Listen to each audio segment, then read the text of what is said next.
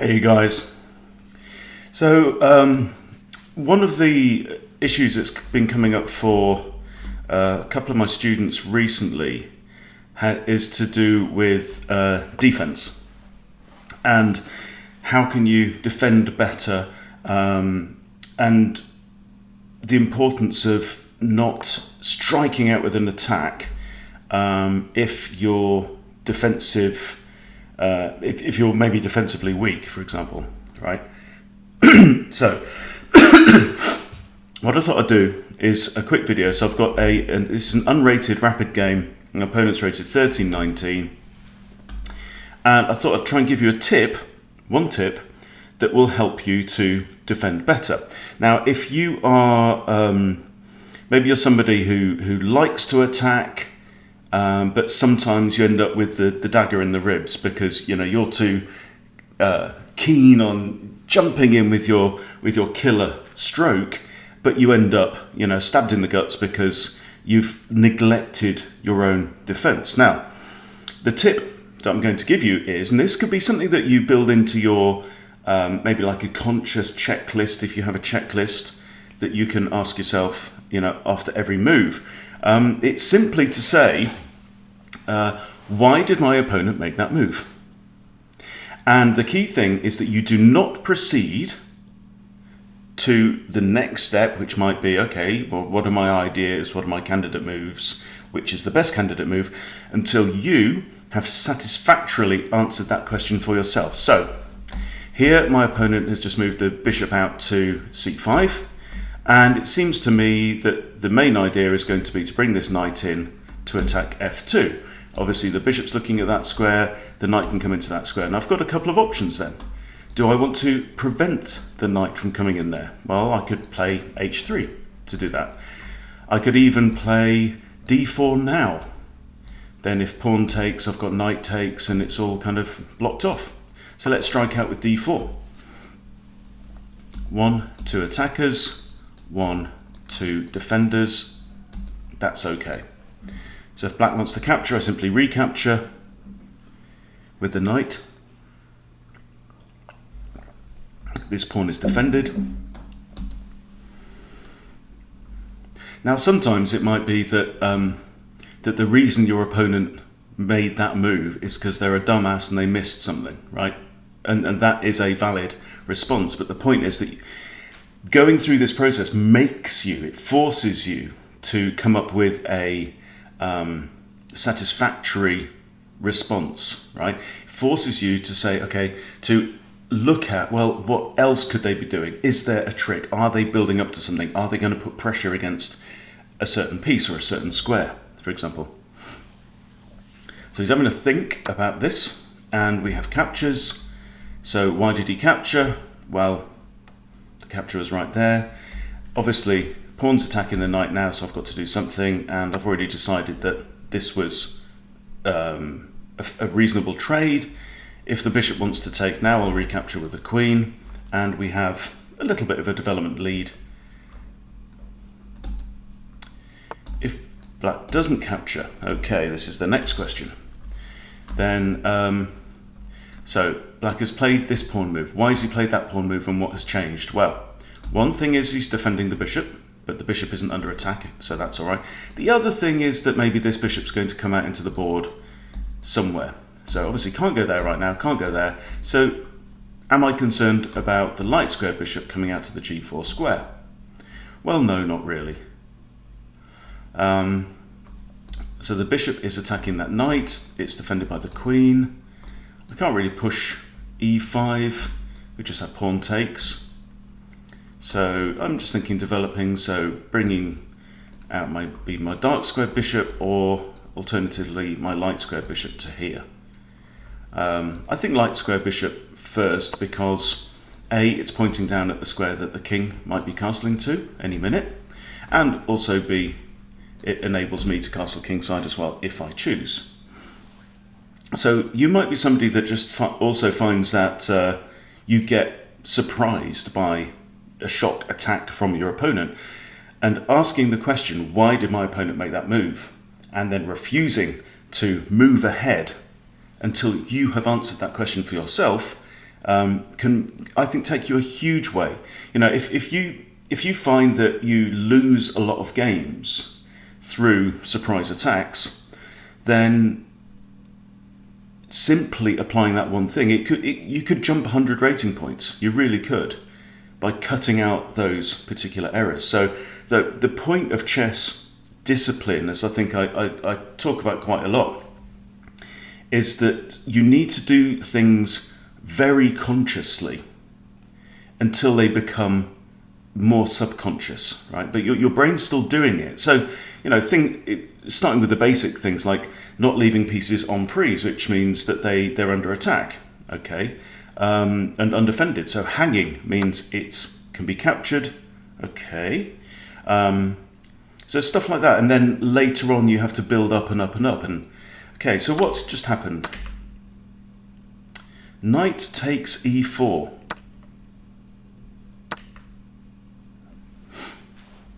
Why did my opponent make that move? Because he seems to be giving up a knight. I think it would be rude not to take the offered knight. I can't see a strategic reason for doing that. I mean, he might want to bring the queen here and pin my knight, but I can easily break that with the bishop, so I'm just going to go ahead and capture. I don't understand. There we go. Okay, so you see what I was just about to say. I don't understand the reason for that move, and that is the reason for that move. Okay, so he's given up a knight for a pawn. So let's think this through now.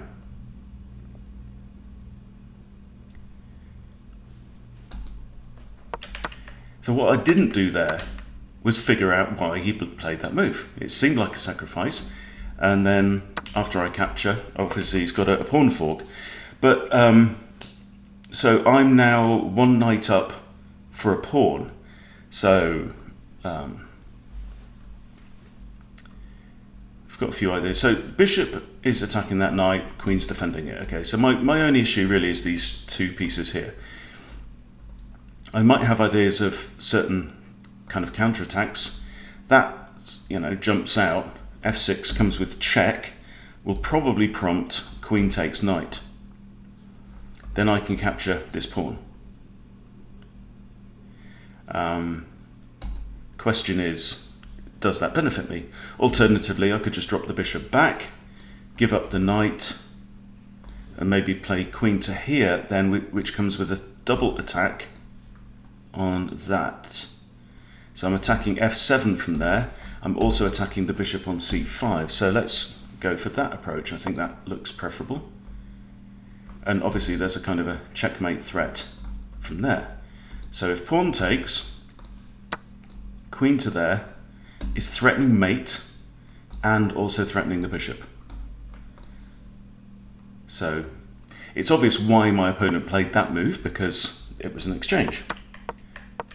Well, they were recapturing the material that they'd given up. So that was the point of that sequence. So the major threat here is queen takes f7 checkmate. One way out of it would be queen e7, which defends both this square and the... Ooh, okay. But now I simply get the bishop, don't I? My opponent played that move in order to defend against the checkmate threat, but might have missed this threat. So let's grab the bishop, free material. Okay, I'm now back in that situation where I'm a piece up for a pawn. This pawn is pinned, this pawn is undefended. Most other things are defended. Okay, so my opponent played that move. Why? To attack my queen and to make my queen move away. I can now play here, which is attacking both the queen and the rook, and it maintains obviously the pin on there. This looks like a good move. So the other question is, what changed? Now, one of the things that changed is that suddenly this diagonal has opened up, right? What changed on the board? Very, very simple question, but can reveal so much. Every time a pawn moves in particular. So previously, when the pawn was on here, it was defending these two squares, okay? Now, only the knight is defending those two squares, and the bishop's defending that one. Okay, so this square was defended twice, is now only defended once, for example, but now these squares are defended more. So pawn moves to me are like, it's like the terrain. If you imagine that this is like a kind of role-playing game, that the terrain is the landscape comes from your pawns. That's that, and that can change gradually over time, right? Okay, so why did my opponent play that move? Obviously to protect the rook. So that's one way that you can respond to a piece attacking a piece, which is to interpose another piece in the way and break the line of sight. Okay. Now, what this does mean is that I can exchange queens should I wish to. I could maybe capture that pawn with my knight. And if queen takes, I recapture with the bishop, and then if knight takes knight, I can recapture with the bishop again. This would be a double attack on the queen, and I'm attacking the knight. So I think that would force the issue, wouldn't it? If I capture that pawn now, I'm winning more material. The knight is then attacking the queen, so something's got to happen. If the queen dodges out of the way, maybe I'll just grab the knight. So if knight there, if queen takes, bishop takes, I think that's okay. Just a quick sanity check. There's no obvious checks that black can do. I'd like to castle my king as well at some point shortly, but this is a tactic that's kind of begging to be played. So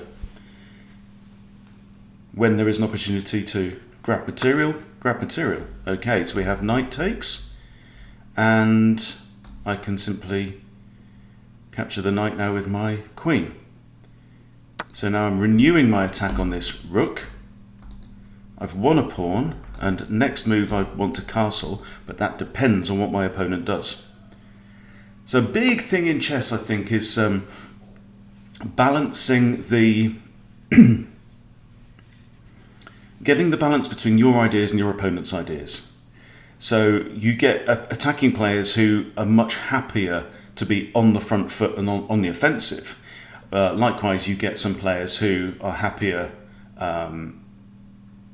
much more careful and conservative, and are slower to attack, right?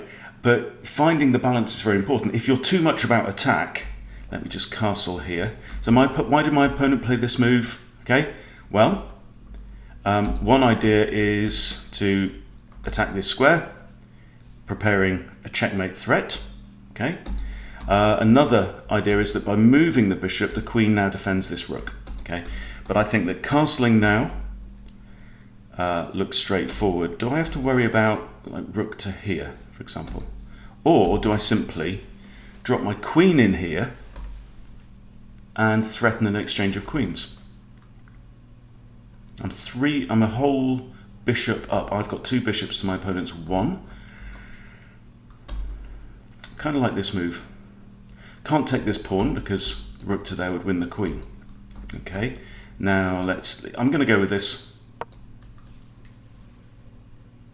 I like the idea, I like the threat of saying, okay, I'm going to consolidate my advantage and I'm going to rub your nose in your error from earlier of losing a piece. Rook can't come across now because I have queen f7. Would force the king into the corner. But more importantly, win another pawn and completely isolate this fella here. So what is black going to do? We're going to have a trade of queens. I'm happy to keep the tension as well. If black wants to keep the queens on the board, I'll just castle next move, I think. Okay, I'm just going to swap off, I think. My queen's under attack. I could grab this pawn. That's an idea. Then probably we might have bishop takes there. No, I don't want to grab that pawn. I don't want to grab that pawn, it's poisoned. Alright, let's keep things simple. Now we're going to have rook takes, and then I have the option of, okay, obviously, why did my opponent play that move? To capture my queen. I think now, if I initiate this bishop exchange, we're going to get doubled isolated pawns on the e-file. That's got to be good for me. And okay, black recaptures, and now let's castle. Straightforward. Okay. Now we have 3 pawn islands. That's a no-brainer. Why did my opponent play that move? I'm not entirely sure. It wasn't a very good one. Okay, so yes, 3 pawn islands, there we go. So win there by resignation. So it seems incredibly simplistic, but that's the thing about chess. You know, chess is a subtle game, and so much of it, especially when you're trying to break through like 1000, 1100, 1200, 1300, it's about cutting out the errors, right? And you need to have this kind of balance of you know, what is your attitude towards your opponent as well. You need this kind of mix of respect and contempt. It's like you're going into the boxing ring, right? You're saying, look, I respect the fact that you've got weaponry there. I know that you could hurt me, and I'm not bloody going to let you, right? I'm going to try and land the first punch. I'm going to try and land the last punch in the game. That's the key thing, right? But yeah, mix of contempt and respect. Never drop your guard, okay? Even if you think you're winning, even if you are winning, even if you've got huge material advantage, okay? You cannot win a game of chess that you lose, that you've already lost. So if you get checkmated, it doesn't matter if you're 10 points in front, right? The one who gets checkmated loses the game. So make that your priority. And just remember those 2 little questions. Why did my opponent make that move? And then what changed, right? What changed on the board? Okay, even if it's something like a pawn moves, okay? What lines of sight have opened up? What has become more defended? What has become less defended, right? What routes are there in or out that have changed from that move? And until you've answered that question, do not proceed to your next step, which is to come up with your ideas for candidate moves. Simple as that. Okay, apply this, especially if you have a problem with getting sucker punched in defense, right? If you're somebody that you know drops their guard too readily, use this technique. Very, very simple. If you do nothing else in your mental checklist, okay, why did my opponent make that move? And that will probably take you to the next level in chess. There you go. Thank you for watching. Please subscribe if you haven't yet subscribed to Chess Bootcamp, and I'll see you soon.